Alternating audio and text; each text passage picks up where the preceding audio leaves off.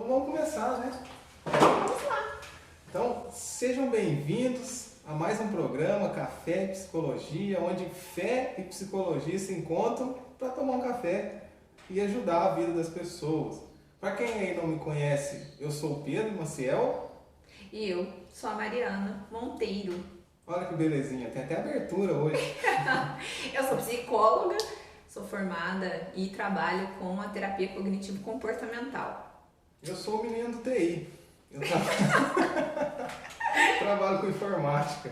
Mas assim, brincadeiras à parte, né? Eu venho estudado a palavra de Deus, tenho trabalhado com jovens, né, na nossa igreja, tido oportunidade de ministrar às vezes e tenho visto como que a palavra de Deus tem ajudado a vida das pessoas, né? E a nossa iniciativa de fazer esse programa é justamente para unir essas duas forças, né? Primeira força ali de Deus, da palavra dele, e da psicologia, que também é uma bênção que Deus deixou aqui na Terra para ajudar as pessoas, né? Eu acho que um objetivo também muito grande é a gente quebrar o paradigma que ciência e a fé e a religião, elas não podem andar juntas. Conversam, né? Não conversam, elas conversam sim. Então acho que essa também é a base do nosso programa. Que estamos indo para quantas semanas já de programa? 6 semanas. 6 semanas de programa no ar. Super legal. Quando fizer 10 vai ter um bolinho e uma vela para comemorar o aniversário.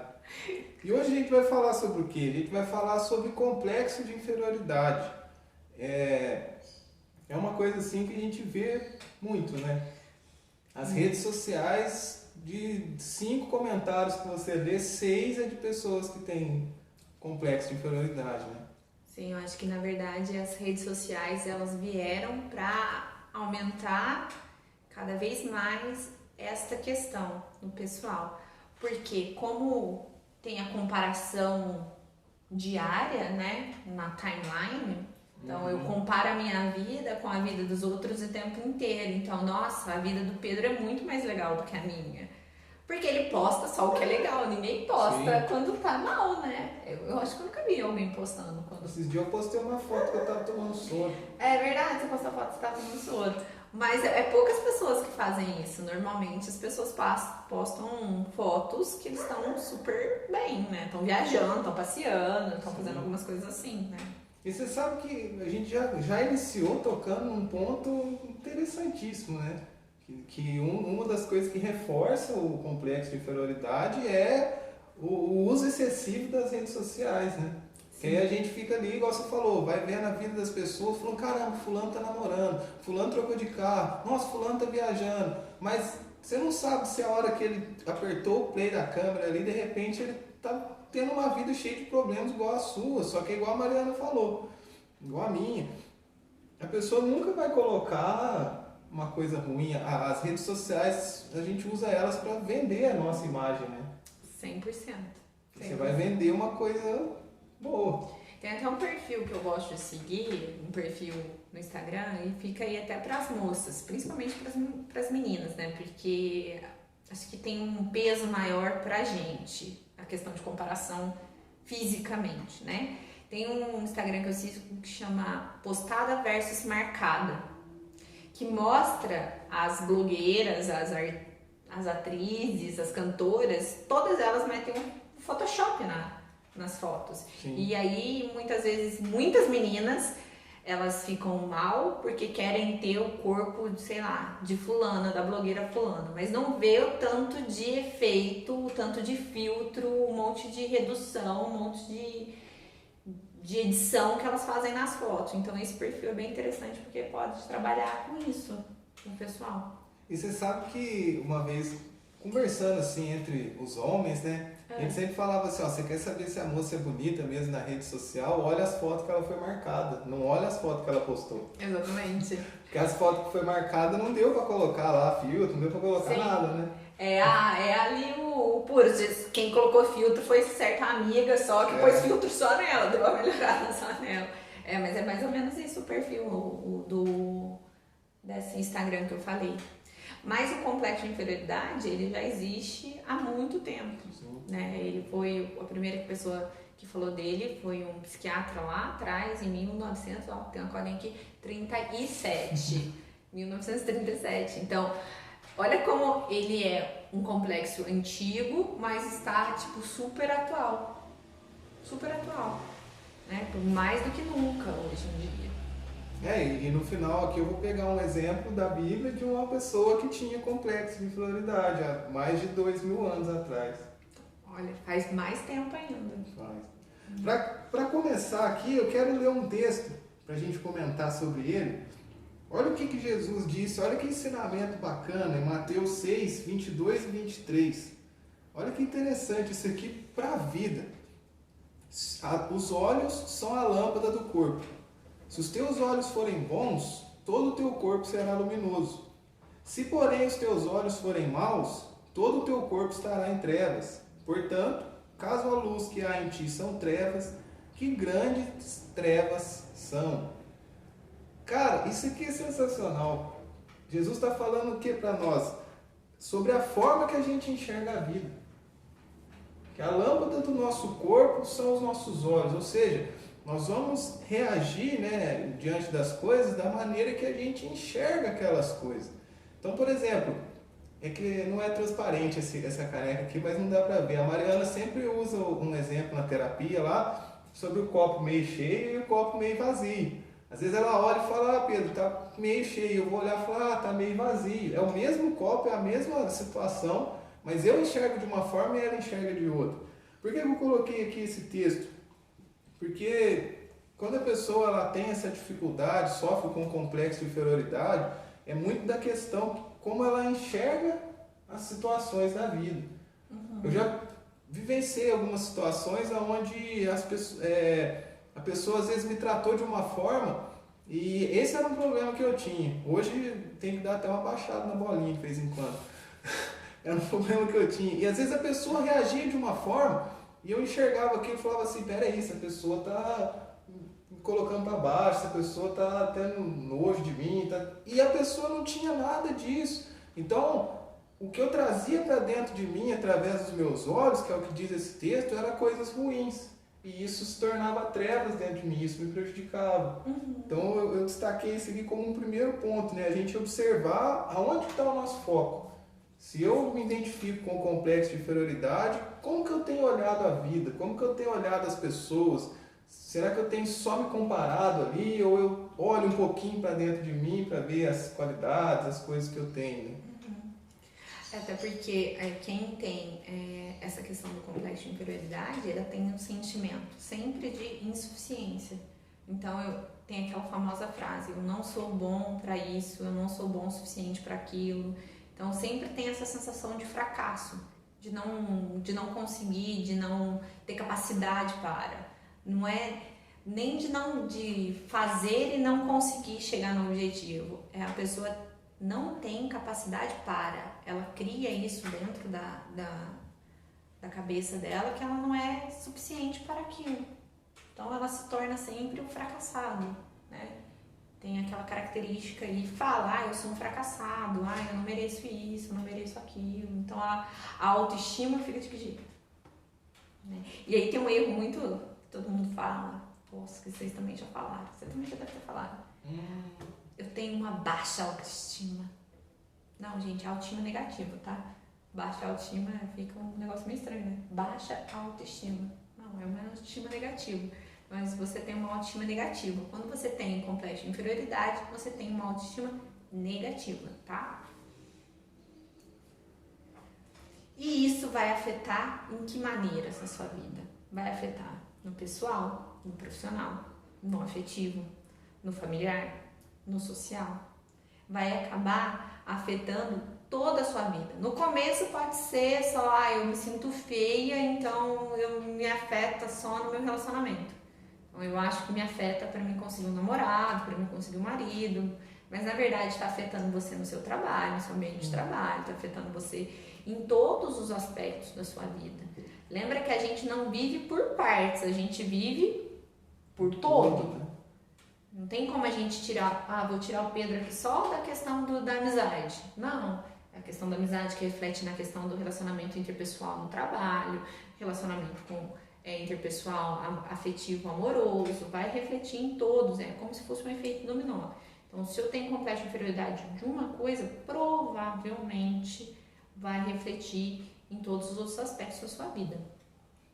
Eu, quando eu vivi assim no auge desse complexo assim na minha vida, é o que você falou, tipo, eu me sentia mal no meu trabalho, eu me achava, às vezes eu fazia o máximo que eu podia e me achava assim pior do que os outros.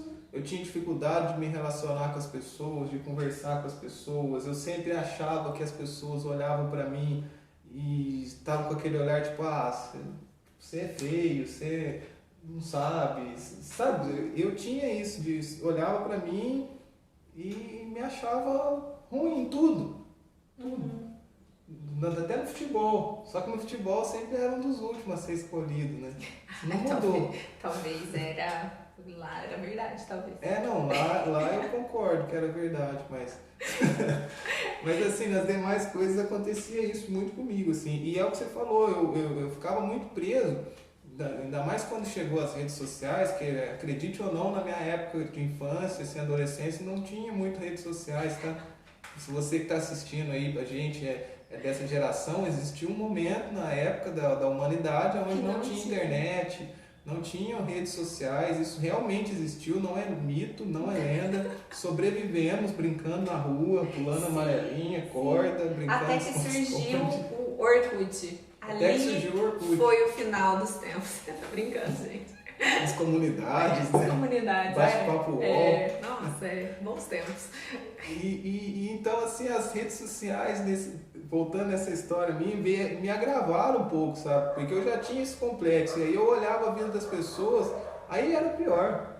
Sim. Porque eu ainda não entendia um pouco do que eu entendo hoje. Aí eu olhava e falava, nossa, cara, mas fulano conseguiu tal coisa, eu não consigo. Fulano tá vivendo de tal forma, eu não consigo viver daquela forma. E já a gente vai dar sequência aqui e falar o que aconteceu para mudar isso. Não que... E sabe uma coisa que eu estava lendo hoje que eu achei interessante? Que a gente se sentir inferior em alguns momentos é normal. E é bom. Porque o pessoal que está aqui nos assistindo pode pensar assim, bom, para eu não ter complexo de inferioridade, eu não posso me sentir inferior em momento algum da minha vida. Não. De forma alguma. Né? Até porque isso é motivação, né? A gente não ser bom em alguma coisa é o que nos motiva para tentar ser bom. Lembra sempre daquela regrinha básica que a gente fala em toda live. Me traz prejuízo? Me traz prejuízo, eu tenho que tratar. Se não me traz prejuízo, se eu me sinto mal, se eu deixo de fazer as coisas, se eu fico sempre triste, se está me levando a uma depressão, se está me levando a uma ansiedade, é um sinal de alerta, então eu preciso trabalhar isso. Agora, tem algumas questões que elas são normais, gente. A gente é ser humano, então algumas coisas são normais. Então, fugiu da regra, saiu da homeostase. Saiu da homeostase é um problema, tá? Do equilíbrio. A gente tem que equilibrar. E como é que sai? Como é que a pessoa vira uma pessoa que tem complexo de inferioridade? Vocês podem estar se perguntando. Né? Isso acontece normalmente, gente, com algumas questões lá da infância. Então, se por exemplo, aquela criança foi, quando ela estava ali aprendendo, ela foi rejeitada. Então, se ela foi rejeitada de alguma forma, faltou amor, faltou compreensão, então ela sempre vai, né, se achar que ela não consegue, que ela não é boa o suficiente. Sabe aquela historinha assim, a criancinha vai falar água, quando ela tá aprendendo a pedir água, por exemplo. E não vai o resto, né? A mãe fala assim, nossa, é a água que você quer? Mães ou futuras mamães, vamos prestar atenção. Então, se isso ocorre, provavelmente, né, sim, se isso continuar permanecendo, pode gerar nessa criança essa questão de complexo de inferioridade, porque eu não sou bom nem para pedir água. Lembra que tudo isso acontece lá atrás. A gente começa a aprender, quando a gente é criança, a gente nasce sem saber fazer nada e a gente aprende a falar, aprende a andar. Então a gente também aprende a sentir, a se comportar. Né? Então uma das maneiras é a rejeição, que é a faltinha de amor e de compreensão ali. Então, quando não tem muito diálogo na casa, essas questões podem levar a isso. Se alguém se identificou, levanta a mão internamente aí, certo? Ou então, gente, o mimo excessivo, aquela super proteção. Porque daí, se a criancinha não experimenta, como ela vai saber se ela consegue?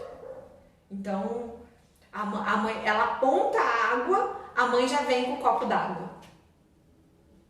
Ela não está aprendendo ali, naquele momento. Lembrando que pra gente aprender, a gente precisa se frustrar um pouquinho. Então, quando tem esse ambiente super protegido, isso não ocorre. E uma outra questão, a última questão, é a inferioridade orgânica, que a gente fala. O que é isso, Mariana? Orgânica. Então, é quando você está na escola, por exemplo, e você é um pouquinho mais gordinho que as outras pessoas. Entendi. Orgânica, física. Eu era gordinho. E aí os coleguinhas te chamavam você de gordinho? Pelota, baleia, gordinho. Eu fui super simpática. Gordinho, né? Aí pode ter sido, por exemplo, fazendo uma análise do Pedro aqui ao vivo de novo.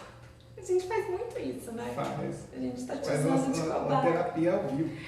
Pode ter sido nesse momento, né, nessa inferioridade orgânica, que fez ele ter esse sentimento de inferioridade e trazer para as demais questões que ele já mencionou aqui na live. Então, eu sempre usei óculos. Eu sou míope, tinha 7 graus de miopia quando eu tinha 6 anos de idade. Nossa. Cega. Mais um grauzinho eu podia ir para a Paralimpíada, né, praticamente.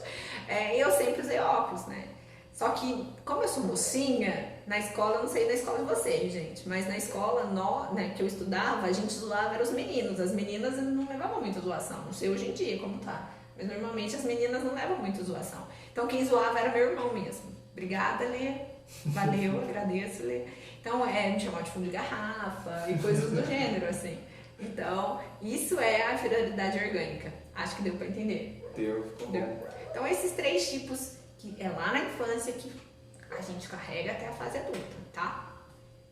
Tia Camila perguntando ali se tem café. Ô, tia Camila, saudade de tomar um café lá com vocês. A gente tá simulando um café aqui hoje. Hoje é simulação de café. Essa parte depois a gente edita. Mas é que eu tenho que ser honesto, né? É uma simulação. Quero ler um texto aqui, Salmo 30, versículo 5. Olha que interessante, cara. Essa parte que a Mariana falou aqui eu achei muito, muito legal, né? Que é uma dúvida que a gente tem de como que surge, né? E também, Mariana, até antes de eu passar essa parte sua, por exemplo, você citou a questão que às vezes isso pode ser gerado pelos pais, ali na criação, na escola. Mas vamos imaginar que aquela criança ela foi bem educada, os pais souberam cuidar dela direitinho. Tem um terceiro ou um outro cenário onde possa desenvolver, de repente na fase adulta? Assim, quando a pessoa tem a infância, as crenças centrais delas são bem desenvolvidas, é mais complicado isso surgir na fase adulta. Normalmente é ali quando as suas crenças são criadas. Então, quem tem um complexo de inferioridade tem a crença central de desvalor, de desamor. E isso é criado normalmente na infância. Lógico que há exceções, né? Mas normalmente é na infância onde a gente está aprendendo a conviver com isso, com essas questões. Mas há a possibilidade de ser desenvolvida depois na fase adulta. Então, vamos pegar um exemplo. Então, uma pessoa teve, sim, um lar que é acolhedor, a família que apoiava, não teve problemas quando estava na primeira escola, no ensino fundamental, nem no ensino médio. Aí chega na faculdade, por exemplo, na faculdade ela tem dificuldade de apresentar seminários. Quem faz faculdade sabe que tem muitos seminários para se apresentar, que é falar para as pessoas na frente, né, de muitas pessoas. Então ela tem essa dificuldade, porque ela é uma pessoa tímida. O traço de personalidade dela é tímido. E aí a primeira vez que ela vai falar, rola uma gozação. Então, ali pode começar a criar essa raizinha de tipo, eu sou inferior porque a galera riu de mim. Então aí a gente teria que analisar melhor. Mas nesse exemplo poderia ter sido depois de adulto. Uhum. Né? Só uma outra pergunta, hoje eu estou pondo ela na parede aqui com essas perguntas, ó. Porque eu acredito que assim, a gente convive com jovens e vê muito dessas coisas, então acho que é interessante a gente esclarecer isso. A pessoa, ela teve um relacionamento, a gente sempre recebe coisa de relacionamento. Sempre, aqui, né? direto. E eu não sei se isso é mais para homens, mais para mulheres, depois você me fala. Mas aí esse relacionamento foi um relacionamento abusivo, foi um relacionamento onde marcou a vida da pessoa, porque assim, por mais que o sentimento em relação a pai e mãe seja diferente de um sentimento em relação a uma pessoa que você conheceu ontem e começou a namorar depois de um mês, mas de qualquer forma envolve um sentimento forte, envolve um laço forte. Sim. Vou chamar de desencontro, um problema num relacionamento desse pode gerar também na pessoa isso? Ou só se ela tiver uma predisposição, não tiver, tipo, lá na infância, tiver tido aqueles problemas? É tudo que é traumático pode gerar algum tipo de desordem e algum tipo de crença central. As nossas crenças, elas são formadas na vida toda. As mais fortes são na infância. Então, provavelmente, para alguém ficar num relacionamento talvez abusivo, ela tem uma dificuldade de se perceber. Então, uma dificuldade de se valorizar. Então, olha só como a crença já existia. Então, a crença de desvalor já existia. Então, se a pessoa está num relacionamento abusivo, vamos dizer, relacionamento abusivo, gente, não é só o cara que bate, é o cara que humilha, é o cara que fala, que te ofende, é o cara que não te deixa colocar algum tipo de roupa. Tudo isso é relacionamento abusivo, tá? Então, se a pessoa tá nesse relacionamento,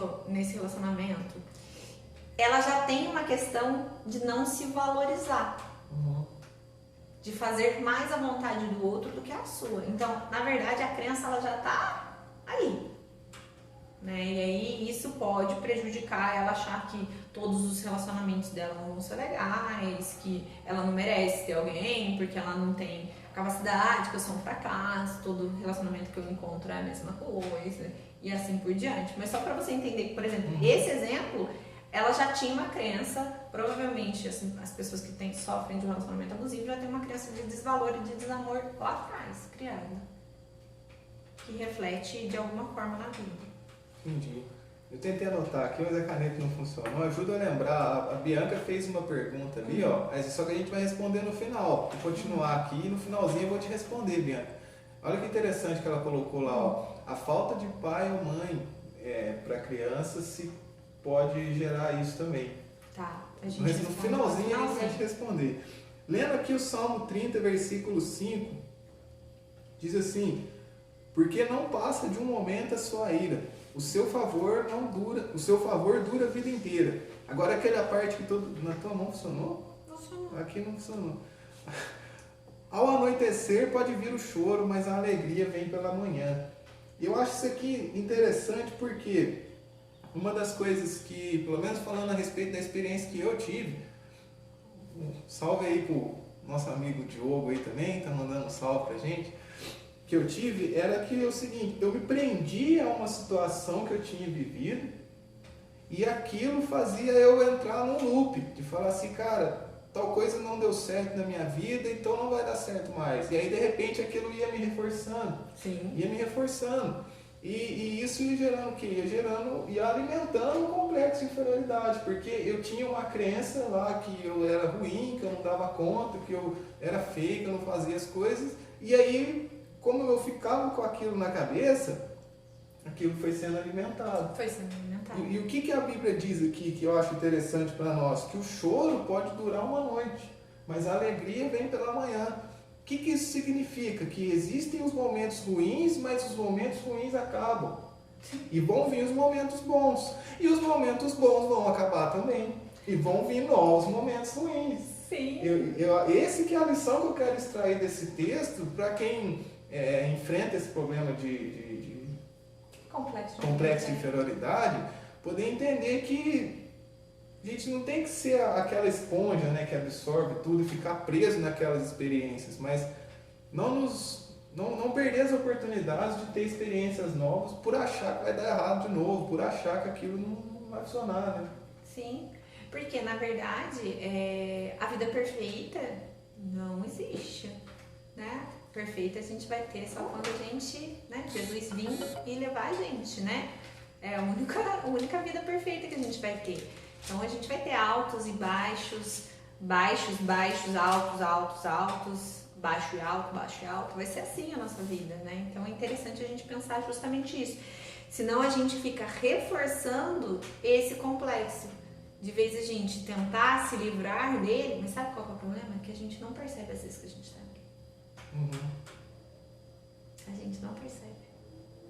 Vai perceber isso quando tá conversando com algum amigo, quando tá conversando com alguém que fala assim, não, cara, mas você é bom nisso. Aí você fala assim, será que eu sou bom nisso? Aí você começa a se perguntar. É aquela história do pensamento automático, né? Da gavetinha, daquele exemplo que a gente deu há 2 ou 3 lives atrás, né? Que a primeira resposta a um estímulo que você recebe é a manifestação da sua crença, né? Sim. Eu falei bonito demais agora, meu Deus. É muito orgulho pra psicóloga, gente, vocês não têm noção. Depois eu vou ver de novo essa parte no vídeo, porque eu nem lembro mais. Foi tão bonito assim que eu não lembro. Foi bonito, é isso mesmo. Brincadeira, mas é verdade, né? A primeira resposta a um estímulo que a gente recebe é a manifestação da crença, é aquilo que a gente... É igual uma coisa que a Mariana tem me ensinado, né? Que a hora que acontecer determinada situação, anota ali os seus pensamentos sobre aquilo. De repente você está tratando um problema de ansiedade, você está tratando uma depressão, você está tratando, seja qual for o problema, a hora que a situação acontecer, você anotar. Porque ali foi o pensamento verdadeiro, né? Ali foi a resposta do que está dentro de você. Agora, se você for parar para pensar depois, você já racionalizou aquilo. Já. Eu aprendi isso essa semana. É isso mesmo. Então, vamos dar um exemplo prático para o pessoal entender. Então, eu fiz alguma coisa errada no meu trabalho. Então, nossa, fiz uma coisa muito errada. E aí eu sei que eu vou levar uma bronca por conta disso. Já tá dentro de mim. E aí eu penso assim, eu fiz isso porque eu faço tudo errado. É o meu primeiro pensamento, eu faço tudo errado. Esse é o meu pensamento, primeiro. Mas aí quando passa tudo, eu racionalizo, eu falo assim, mas eu errei só aquela vez, mas também a culpa nem foi minha. A culpa foi de não sei quem. Mas qual que é a crença? Eu faço tudo errado. Eu sempre faço tudo errado. E aí, isso é o seu pensamento verdadeiro. É o pensamento que cai a folhinha, ó, né? Do nada ele vem. Só que quando a gente racionaliza, a gente purifica ele, assim, às vezes a gente melhora ele, às vezes a gente pode piorar também, né? Nesse caso, eu melhorei ele, falando que a culpa era do meu colega de trabalho. A live deu errado aqui, a culpa é do Pedro. Mas ali na minha cabeça eu tô assim, mas eu faço tudo errado sempre. Né? Não deu nada de errado, a live tá ótima. O cenário aqui tá muito bacana. Vocês tinham que ver como que a gente estruturou o cenário aqui. Sensacional. Um dia a gente vai fazer um making off. Eu quero já entrar na parte aqui de como dicas, né, pra gente ser ajudado, né? Você tem mais alguma coisa para falar? Tem algumas dicas práticas. Se você não pegou papel e caneta, vamos lá, corre, pega papel e caneta. Ou se não, segunda-feira você vai pro YouTube. Agora a gente tá com um canal no YouTube. E toda segunda-feira a live que você tá assistindo aqui vai estar disponível lá no YouTube para você assistir quantas vezes você quiser, mandar para quantas pessoas você quiser. Tanto na bio da Mariana como na minha do Instagram, tem o link lá para você clicar, se inscrever no canal, curtir, mandar nos... Sabe aquele grupo que você manda bom dia todo dia? Manda o link da live. Isso, adorei. O grupo da família. Grupo da família. É muito importante pra gente as curtidas, né? Porque dá mais visualização pra gente. Se alguém procurar o nosso nome, pode ser que apareça, né? No YouTube. Ainda não aparece, mas vai aparecer, vai chegar um Com certeza. Né? Mas vamos lá. Dicas práticas, então. Algumas coisas que a gente pode fazer pra evitar esse reforço que o Pedro falou, tá? Então, primeira coisa, né? Evitar as comparações. Gente, não se compara com ninguém. Cada ser humano é único, né? Você não é igual a ninguém e ninguém vai ser igual a você. O que seria do lápis azul? Eu sempre falo isso para meus pacientes. Se todo mundo fosse azul, né? Não ia ser só mais um. né? Então cada um é diferente, tá? Antes de você dar outra dica, deixa eu ler esse texto que vai falar dessa dica tua. Então vai lá. A gente nem combinou e ela colou aqui de mim. Salmo 139, 15, 16, fala exatamente isso. Ó. Deus falando para nós, no caso o salmista, né, falando, ó, os meus ossos não te foram encobertos quando no ventre da minha mãe eu fui formado. Os teus olhos me viram a substância ainda informe e no teu livro foram escritos todos os meus dias, cada um deles escrito e determinado, quando nenhum deles havia ainda.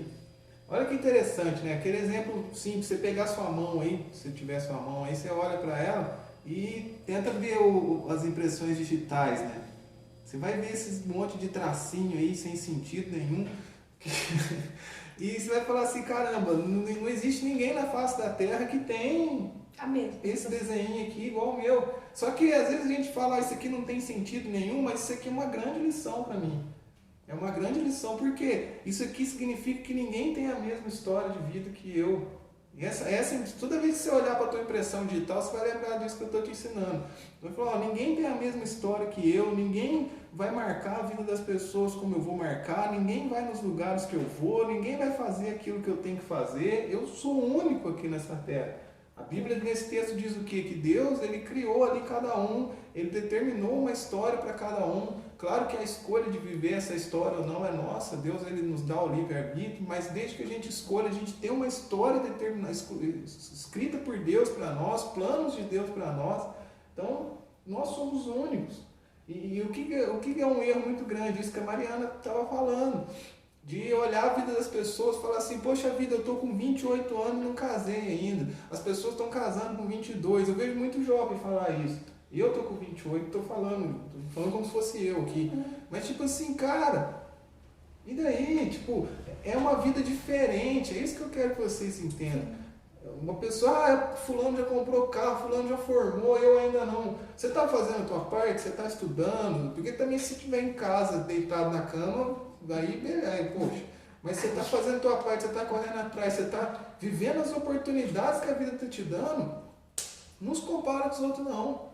Vive aquilo que Deus tem para você, vive exclusivamente a tua vida. O planeta Terra só vai ter um Pedro Guilherme Maciel para pisar aqui durante o período que Deus permitiu eu pisar. Só vai ter uma Mariana Monteiro, eu não sei teu sobrenome, o nome do meio. Paiva Monteiro, para andar aqui nessa terra no tempo que ela estiver andando. Agora imagina se ela ficar olhando para a vida do fulano e querer viver a vida do fulano. A terra vai perder a oportunidade de ter a vida dela aqui. Exatamente. Então, exatamente. Aí a gente já cai em uma de mais umas dicas aqui. Enfrente o medo. Enfrente o medo de alguma coisa. Medo de se expor, o medo de se permitir. Porque eu acho que isso que o Pedro estava falando. Medo de se permitir viver. Olha que loucura, a gente tem medo de viver, gente. Isso é muito loucura. E aí dentro desse medo de viver, gente, vamos reconhecer que a gente tem valor. E vamos reconhecer que a gente não é bom em tudo. E tudo bem. Sim. A gente não precisa ser bom em tudo. Eu sou boa em, sei lá, não sei, fui andar de bicicleta. Hoje eu fui andar de bicicleta. Por isso não tem café, gente. Fui andar de bicicleta, não deu tempo de fazer café. Mas eu sou boa em andar de bicicleta, mas eu sou péssima em matemática, por exemplo. Ou a minha letra R, horrível de filha. A letra do Pedro é muito mais bonita que a minha, gente. Acreditem. Então eu reconheço quais são os meus valores e reconheço quais são as minhas dificuldades. Então isso é muito importante pra gente também. Porque nisso daqui a gente já vai estar enfrentando o medo e a gente já vai estar evitando as comparações. Outra coisa, gente, a gente precisa sempre indagar o porquê que a gente está com aquele sentimento. Então assim, eu acho que eu não vou fazer isso não, eu acho que eu sou um fracasso, eu acho que eu não sei o quê. Peraí. Que é o tal do questionamento socrático, que eu sempre bato na tecla dos meus pacientes. Quem é meu paciente vai falar assim, Mary, fala disso mesmo. Fala. Do questionamento socrático, a gente questionar o nosso pensamento. A gente precisa questionar por que ele está surgindo. Né? Então isso também é muito importante. Entender quais são as suas necessidades. Porque às vezes você está vivendo as necessidades que é do outro. Então, na verdade, eu nem queria fazer isso. Né? Eu chamei o Pedro para pedalar, o Pedro foi pedalar comigo. Mas ele nem queria pedalar comigo, ele só foi por ir. Só foi porque eu fui, e aí se ele não fosse, ele ia se sentir inferior a mim. Olha que loucura, tem gente que faz isso. Sim. Tem gente que faz isso, gente. Então isso também é um sinal de alerta, ó, complexo de inferioridade. E a gente tem que aprender com os nossos erros, aprender com as nossas questões. Participação especial da aqui no Catarina. cachorrinho hoje. Catarina hoje tá louca. Eu acho que essas são as lições que a gente tem que aprender. Ela tá até aparecendo aqui no canto do vídeo, gente. Ó. E para finalizar aqui então e responder a pergunta da Bianca, eu quero só citar o exemplo aqui de um personagem que já passou pela nossa live e é o famoso Gideão. Se você assistiu aí a nossa live, se não me engano, acho que sobre medo, não lembro agora se foi sobre medo, dependência emocional, eu citei o exemplo de Gideão. Por quê? Gideão, Deus chega para ele e fala para ele assim, ó, Gideão, lá em Juízes capítulo 6, você é um homem valente, valoroso, você vai livrar o povo de Israel das mãos dos midianitas. É interessante, olha a ousadia do cara de falar assim com Deus. Deus chegou e falou, homem valente, valoroso e tal, encheu a bola do Gideão. Aí Gideão responde assim, ô Deus, mas se o Senhor não é Deus, por que nós estamos passando por isso aqui? Nem me responde se você já pensou assim. Se o Senhor é Deus, por que está rolando essa treta toda que está rolando aqui? O povo está perseguindo, a galera aí, o movimento sem terra está tomando tudo aqui. E aí? É interessante que Deus ele não responde a pergunta de Gideão. Isso aqui é muito legal, cara. Olha como é que Deus responde a pergunta dele, ó, versículo 14. Então se virou o Senhor para ele e disse, vai nessa tua força e livra Israel da mão dos midianitas. Porventura não te enviei eu? Tipo assim, Deus deu uma ignorada fera nele, mas foi proposital essa ignorada. Por quê? Olha para você ver que interessante. Gideão, ele, aqui no versículo seguinte, ele vai falar assim, ah Deus, mas eu sou o menor da minha família, eu sou pequeno, minha família é a menor. Olha para você ver, ele falou assim, ó, da minha nação, a minha família é a menor, e da minha família eu sou o menor. Tipo assim, eu sou o nada. Gideão, ele simplesmente falou isso, ó, eu sou o nada. E Deus, ele novamente não responde a indagação de Gideão. O que Deus fala? Ó, já que eu estou contigo, você vai ferir os medianitas como se fosse um só homem. Interessante, cara, que é o que a Mariana acabou de falar aqui nas atitudes nossas, né? Como que Deus tratou Gideão? Ele tirou o foco ali de Gideão do que ele estava olhando, que eram os pontos negativos. Ele falou, Deus, mas o Senhor está aqui, por que está acontecendo tudo isso? Você vai conseguir, cara, livrar todo mundo, você vai conseguir, eu vou usar você e você vai libertar o povo. Ah, Deus, mas eu sou o menor da minha terra, eu sou o menor, minha família é a menor. E Deus falou, eu estou contigo e você vai acabar com todo mundo como se fosse um homem só. Você vê que Deus não respondeu nada do que ele perguntou? É engraçado, né? Deus é bem você legal. vê isso. Mas é interessante que isso é um ensinamento para nós. Eu tinha notado aqui um pouquinho do que a Mariana falou. A gente parar de se comparar. Deus ele mostra para a gente que mude o foco. Para de olhar para que você é pequeno. Começa a olhar para aquilo que eu falei para você. Você é um homem valente e valoroso. Exatamente. Uhum. Deus falou, ó, se você se acha pequeno, eu te acho um cara valoroso. Você quer discutir comigo? Eu sou Deus, cara. Tipo isso. E outra coisa aqui, tem o autoconhecimento, não sei se você chegou a citar isso, mas Deus mostrava para ele, ó, você é uma pessoa valorosa, só que você não está se enxergando. Então comece a olhar para os seus valores, comece a olhar para as coisas boas que você tem, comece a olhar para aquilo de bom que você já fez para alguém, aquilo que as pessoas te procuram para pedir conselho, para pedir ajuda.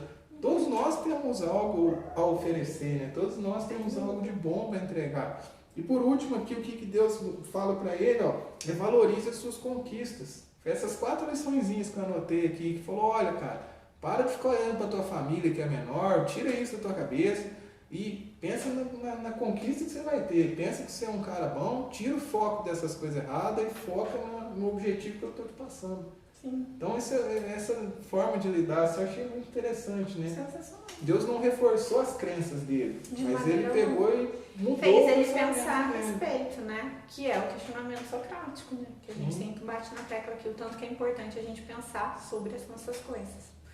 Vamos resolver o problema. Opa, vamos responder a pergunta. né? Se a falta do pai ou da mãe pode gerar o complexo de inferioridade. Olha, gente, alguém tem que fazer a função, tá? Independente se é o pai biológico, a mãe biológica, alguém faz essa função. Então, tem famílias, por exemplo, que não tem pai. A mãe é mãe de família de mãe solteira. Alguém faz a função do pai.